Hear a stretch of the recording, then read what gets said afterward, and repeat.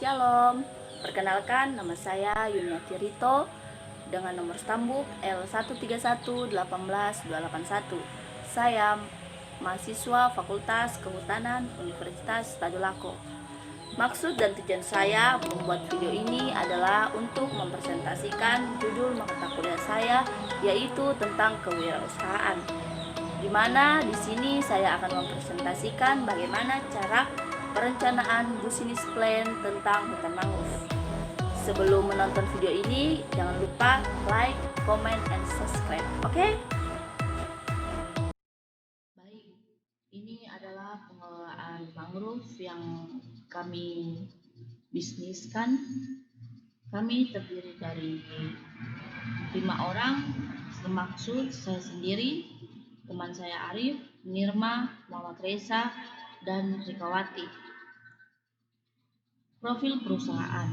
Nama perusahaan kami adalah Mangrove Wonderful. Ini bergerak di bidang bisnis objek wisata. Alamatnya yaitu Wotu, Luhut Timur, Sulawesi Selatan. Nomor telepon 0812 4380 9877. Dan Anda juga bisa mengirim email ke yang tertera berikut, dan kami mempunyai sosial media yaitu Mangrove Wonderful. Profil pemilik perusahaan yang pertama, Direktur Yuniati Rito dengan nomor telepon 0812 4380 9877 dan beralamatkan di Luhut Timur.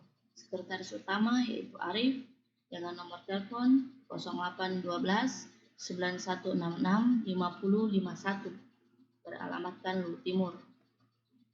Bendahara kami yaitu Nirma dengan nomor telepon 0822 9019 1411 beralamatkan di Luhut Timur, dan penanggung jawab lapangan 1 dan 2 adalah Muhammad Reza dan Rikawati. Mangrove. Apa itu tumbuhan mangrove? Tumbuhan mangrove sekelompok tumbuhan berkayu atau semak-semak yang ditumbuh di daerah intertidal dan bisa beradaptasi dengan lingkungan yang dipengaruhi oleh air tawar dan air laut. Jenis mangrove ada 2, yaitu tumbuhan mangrove sejati, yaitu tumbuhan yang hanya dapat tumbuh di daerah mangrove. Yang kedua adalah tumbuhan mangrove bukan sejati, yaitu biasanya tumbuh di pinggiran mangrove atau di habitat lainnya. Distribusi geografik mangrove hanya di daerah tropik karena menyebabkan penyebaran mangrove dipengaruhi oleh temperatur air laut dan daratan. Tumbuhan mangrove dapat hidup pada suhu 5 derajat Celcius, tetapi biji sangat peka terhadap dingin dan tumbuhan tidak tahan terhadap kebekuan. Tumbuhan mangrove dan lingkungannya. Daerah mangrove selalu digenangi air atau gelombang secara periodik. Tanah di daerah mangrove menyimpan banyak air, salinitas air berfluktuasi. Tumbuhan mangrove beradaptasi dengan cara mempunyai akar nafas, mampu mengeluarkan kelebihan garam dari dalam tubuh tumbuhan. Biji mangrove berkecambah pada saat masih tergantung di pohon induk. Visi dan misi dari perusahaan kami adalah menjadi pusat informasi pengelolaan ekosistem mangrove berkelanjutan di Indonesia. Sedangkan misi kami yaitu pengumpulan data dan informasi ekosistem, menyebarluaskan informasi yang berhubungan dengan mangrove, menjadi lahan usaha, berpartisipasi dalam mendorong pengelolaan mangrove lestari melalui kegiatan perlindungan pemanfaatan berkelanjutan. Pengelolaan mangrove sendiri sudah teratur di dalam Undang-Undang Nomor 5 Tahun 1990, dan untuk pengelolaan kawasan tertentu dapat diatur dasar dengan berbeda. Strategi pengelolaan kawasan hutan mangrove yang kami kelola adalah mangrove Trilight sangat peka terhadap perubahan lingkungan, perlu strategi khusus untuk mengelolanya. rencana atau teknis pengolahan. Yang pertama, penataan zona untuk meminimalkan kerusakan dan pelestarian fungsi ekologis dan ekonomis kawasan.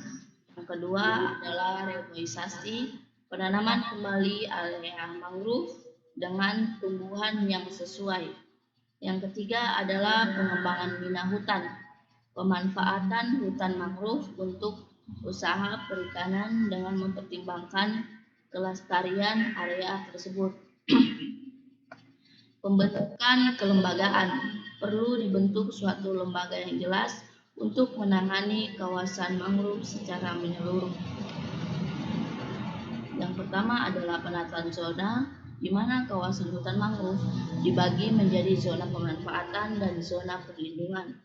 Yang kedua adalah reboisasi, di mana mengembalikan mangrove ke kondisi semula yang terdiri dari 80% tambak dan 20% hutan dirubah menjadi 20% tambak dan 80% hutan. Kendala dalam program reboisasi kami yaitu kedalaman air yang lebih dari 1 meter akan menyulitkan penanaman bibit mangrove. Solusinya adalah bibit mangrove ditanam dalam bambu berisi lumpur yang ditancapkan ke substrat. Yang kedua adalah abrasi, tidak adanya lumpur untuk menahan bibit mangrove. Solusinya adalah dipasang gronin dari batu atau cerucuk bambu untuk menahan lumpur agar tidak hanyut ke laut. Yang ketiga adalah pengembangan minah hutan. Hanya 20% dari kawasan hutan mangrove yang boleh digunakan untuk tambak. Model tambak yang kami lakukan adalah seperti berikut. Yang pertama adalah empang parit, di mana hutan mangrove di tengah dan kolam mengelilingi hutan. Yang kedua adalah empang inti, di mana kolam di tengah dan hutan mangrove mengelilingi kolam. Cara pemeliharaan mangrove. Supaya penebangan hutan mangrove dapat dilakukan dengan baik, dapat diterapkan beberapa cara seperti berikut. Pertama, tahap penebangan terakhir dilakukan 5 tahun setelah dimulainya penebangan.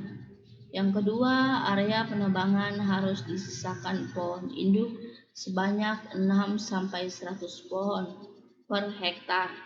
Yang ketiga adalah tebang habis dalam 2 tahap.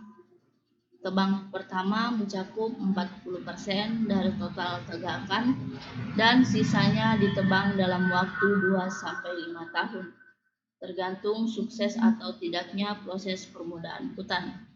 Yang keempat adalah sistem 2 tajuk. Penebangan pertama 50% dari total tegakan dan sisanya ditebang 15-20 tahun kemudian setelah anakan mangrove besar. Untuk menunjang kesuksesan pemanfaatan hasil hutan yang berkesinambungan, maka diperlukan beberapa terapan aturan tambahan seperti adanya batasan daerah yang tidak boleh ditebang, yaitu daerah garis pantai dan pinggir sungai. Yang kedua, adanya pengaturan waktu dan tahapan pelaksanaan pekerjaan sebelum dan sesudah penebangan atau eksploitasi.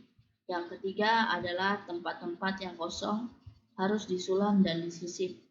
Yang keempat adalah adanya batas ukuran pohon yang boleh ditebang atau dijadikan pohon induk. Analisis dari keuntungan perusahaan kami adalah dari ekowisata mangrove ini kami mendapatkan keuntungan dari beberapa tiket masuk tiap minggunya dan biasa juga dijadikan sebagai tempat sewa untuk komunitas-komunitas yang ingin berpartisipasi dalam mengadakan mangrove. Yang pertama, tiket masuknya adalah dewasa 15.000 per kepala, anak-anak 10.000 per kepala, dan biasa tiap bulan kami mendapatkan pendapatan sekitar 10 juta. Dan untuk sewa tempat kami memasang harga 1 hari 500.000 plus free tenda. Pengeluaran perusahaan kami tiap bulan adalah gaji karyawan 5 orang sebesar 5 juta. Sekian presentasi dari kelompok saya. Saya ucapkan terima kasih dan selamat siang.